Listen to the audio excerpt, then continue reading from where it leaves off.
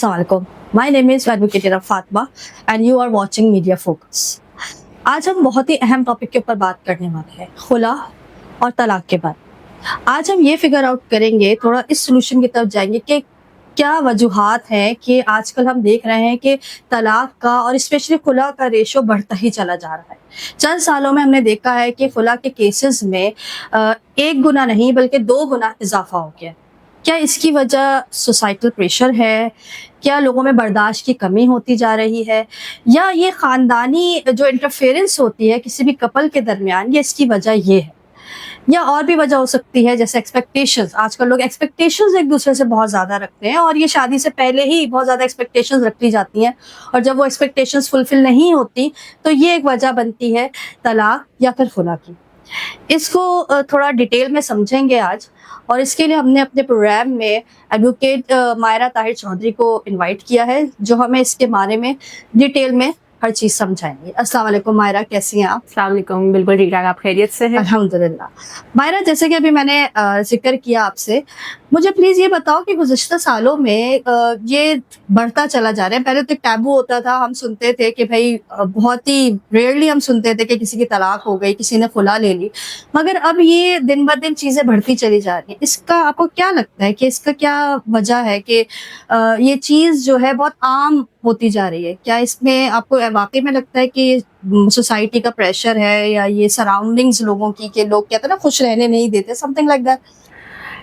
इरम, मेरा ओपिनियन या मेरी जितनी भी थोड़ी बहुत प्रैक्टिस रही है, या मैं कहूँ कि सोसाइटी में जितनी चीज़ें मैंने ऑब्ज़र्व की, कपल्स को ऑब्ज़र्व किया, मेरे हिसाब से बहुत सारे ना कंट्रीब्यूटिंग फैक्टर्स हैं। ठीक है, अब कंट्रीब्यूटिंग फैक्टर्स सबसे पहले मैं बात करूँगी सब्र, बर्दाश्त, कॉम्प्रोमाइज़, सेक्रीफाइस हमारे रिश्तों से ख़त्म हो गया। ठीक है, क्योंकि ये 4 एलिमेंट्स बहुत ज़रूरी हैं किसी भी रिश्ते को निभाने के लिए। ठीक है, और यही जो 4 एलिमेंट्स हैं ना, वो हर रिश्ते से जो है वो अब पीछे हटते जा रहे हैं। और स्पेशली अगर हम बात करें मियाँ बीवी के रिश्ते की, ठीक है, एक बहुत बड़ी जिम्मेदारी है ये।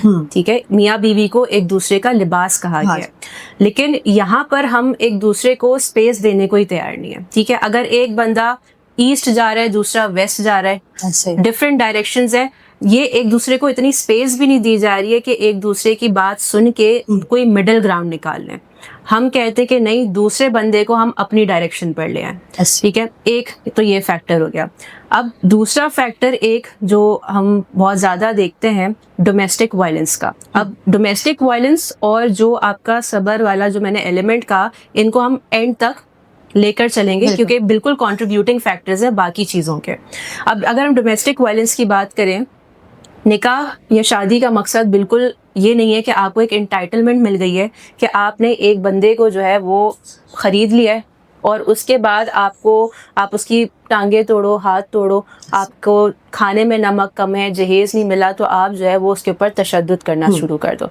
आपका ना मजहब इस बात की इजाज़त देता है, आपका कानून तो चले हम 2 सेकंड के लिए हम साइड पर रखते हैं, आपका मजहब ना इस बात की इजाज़त देता है कि आप जुल्म सहो और ना जुल्म करो दूसरे पर।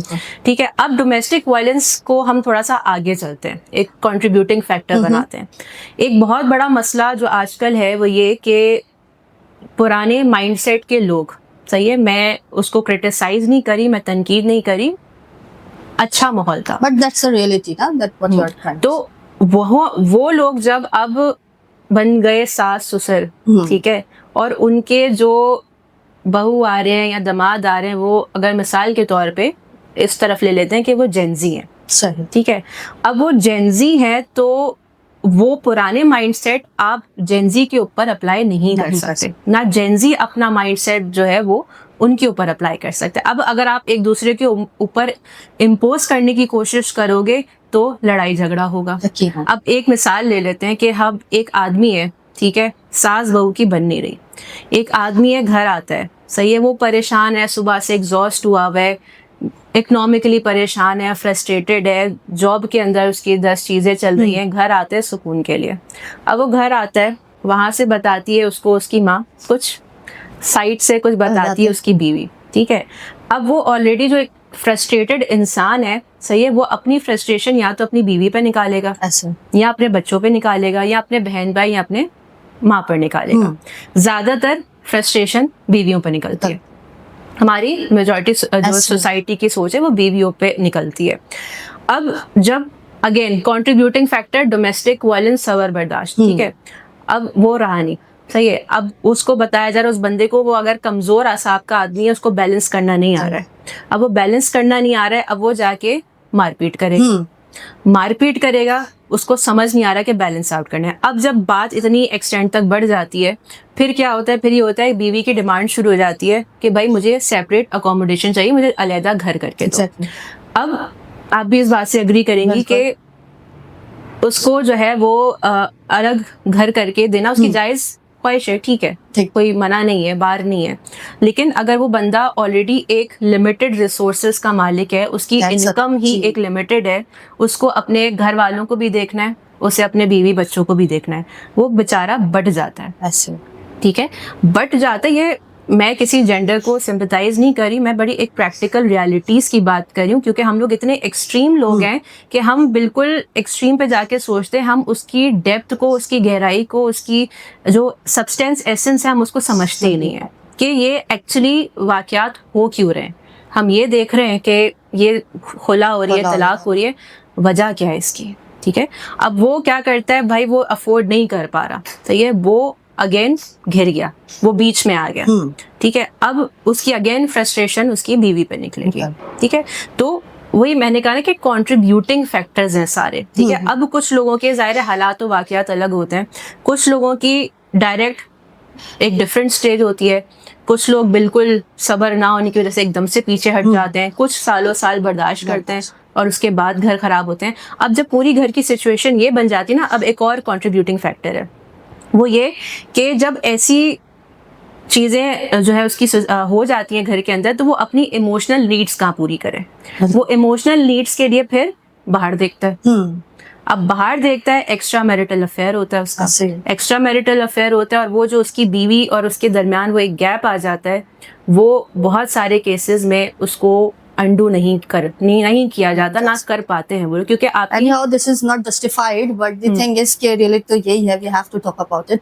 अच्छा, मुझे ये बताओ कि इसकी वजह कहीं ना कहीं ये है कि हमारे माशरे में काउंसलिंग का कोई सिस्टम नहीं है, ना शादी से पहले कोई काउंसलिंग होती है, ना शादी के बाद होती है, और स्पेशली मैं कहूंगी कि तलाक के मौजू पे तो होती ही नहीं है, वो तो एक लड़ाई झगड़े और एक बड़ा कॉन्फ्लिक्ट के बाद ही चीजें जो है वो खत्म होती हैं, रिजॉल्व नहीं होती, खत्म होती हैं। मतलब एक ये भी तरीका हो सकता है कि आप तरीके से अपने यू पार्ट योर वेज, अपने रास्ते आप अलग कर लो अगर कोई कॉन्फ्लिक्ट है, लेकिन यहाँ पे तो वो दुश्मनियों पे एंड होता है। तो ऐसा लगता है आपको कि क्या आपका इसका पॉइंट ऑफ व्यू, आपका क्या है इस मामले में? काउंसलिंग बहुत इम्पोर्टेंट है, बहुत ज़रूरी है। हमारे यहाँ हमारी सोसाइटी की बात करूंगी कि कोई अगर काउंसलिंग का नाम ले लेना या साइकोलॉजिस्ट का नाम ले ले, उसके ऊपर ठप्पा लगा दिया जाता है कि भाई पागलों का डॉक्टर है, बिल्कुल, ठीक है। जबकि यहाँ पे ये अवेयरनेस नहीं है, अपर क्लास को तो चलो है, पढ़े लिखों को वो है, सेंस है, लेकिन लोगों को अवेयरनेस नहीं है कि कपल काउंसलिंग होती है और फैमिली काउंसलर्स होते हैं, ठीक है। और बाहर के मुल्कों में अगर हम देखें तो वहाँ पे ये चीज़ है कि अगर मियाँ बीवी के बीच में कोई डिस्प्यूट है, वो बिफोर पार्टिंग देयर वेज, अलहदा होने से पहले वो काउंसलर्स के पास जाते हैं, और जब काउंसलर्स के पास जाते हैं तो काउंसलर की ड्यूटी ये होती है कि भाई दोनों मियाँ बीवी के जो मसाइल हैं उनको एक मिडिल ग्राउंड पे किया जाए, ताकि वो एक दूसरे को स्पेस दें, समझने की कोशिश करें। कि अगेन वही बात कि मियाँ बीवी का रिश्ता एक बहुत मुकद्दस रिश्ता है, उसको इतनी आसानी से कि इससे नहीं बन रही तो चलो अलग होके दूसरे से कर लेते हैं, दूसरे से नहीं बन रही चलो तीसरे से कर लेते हैं। उसमें पूरी आपकी ज़ाहिर एफर्ट होती है, आपकी इमोशनल इन्वेस्टमेंट होती है, इवन आपके अगर बच्चे हो जाएं तो बच्चे भी एक बड़ी जिम्मेदारी होती है, और अगर आपके घर बस ही नहीं रहे तो आपके बच्चों की क्या वेलफेयर होगी।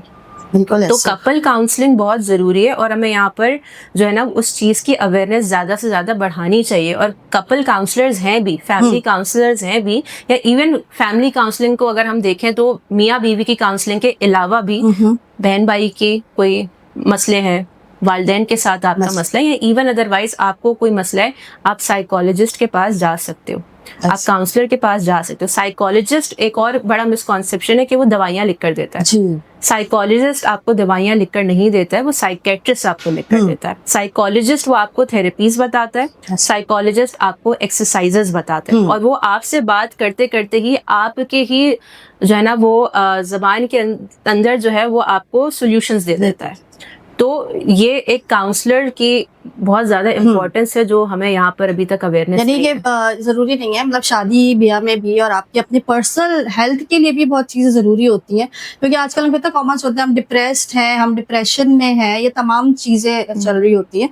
अच्छा, मुझे ये बहुत ज्यादा जानने की जरूरत है इस वक्त, इनफैक्ट हमारे ऑडियंस को भी, कि सोशल मीडिया का बड़ा ये आजकल दौर चढ़ा हुआ है और हम कितना देखते हैं कि एक हाई उन्होंने लेवल सेट कर दिया है कि भाई इस तरह से शादियां हो रही हैं, ग्रैंड मैरिजेस हो रही हैं, और हम उसमें देख रहे हैं कि पता नहीं क्या क्या हो रहा है, pre wedding, after wedding and all that.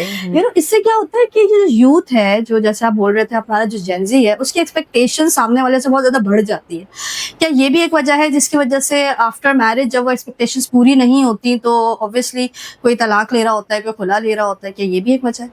ये एक बहुत बड़ा फैक्टर है, ठीक है। अब अगेन वही सोशल मीडिया, यूट्यूब पे फैमिली ब्लॉगिंग, ठीक है, हाँ। अपने आप को इस तरीके से प्रेजेंट करना जो आप एक्चुअली हो नहीं। आपको आप फैंसी लाइफस्टाइल दिखाना या एलीट लाइफस्टाइल दिखाना जो आप ना खुद भी अफोर्ड नहीं कर सकते। आप स्क्रीन पर दिखा कुछ और हो और आप हो कुछ और। हाँ। पर आपको ये समझ नहीं आ रहा कि जिस आप उसको लोगों को कंटेंट कंज्यूम करवा रहे हो उसका कितना बड़ा नेगेटिव इम्पैक्ट पड़ रहा है उनके ऊपर, ठीक है।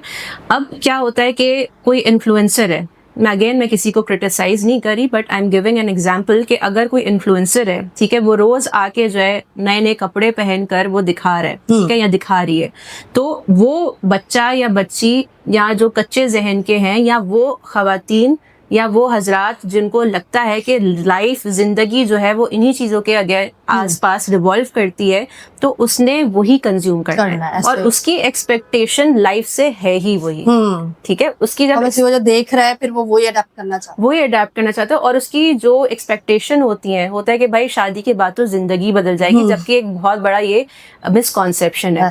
आपकी प्रैक्टिकल लाइफ ही आपकी शादी के बाद शुरू होती है। आपको जिम्मेदारियों का एहसास ही शादी के बाद होता है। तो यस, सोशल मीडिया एक बहुत बड़ा फैक्टर है जिसने लोगों के दिमागों में ये चीज डाल दी है कि आपकी लाइफ लग्जरियस होगी, आपकी लाइफ फैंसी होगी, तभी आप इस मुआशरे का हिस्सा बन सकते हो। और अगर इवन अदरवाइज आप अफोर्ड नहीं कर सकते, आप नहीं जो है वो उस लाइन के अंदर चल सकते, तो आप एक गरीब मिस्कीन आदमी और आपकी कोई औकात नहीं है। ये एक मिसकॉन्सेप्शन है।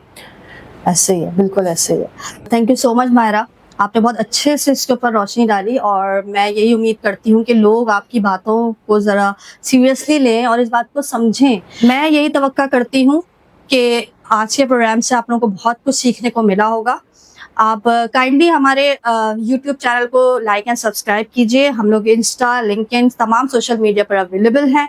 आप सब जाके सब्सक्राइब कीजिए और लाइक कीजिए और अपनी होस्ट इरम फातिमा को जो है वो इजाज़त दीजिए। अल्लाह हाफ़िज़। अल्लाह हाफ़िज़। Very good. Very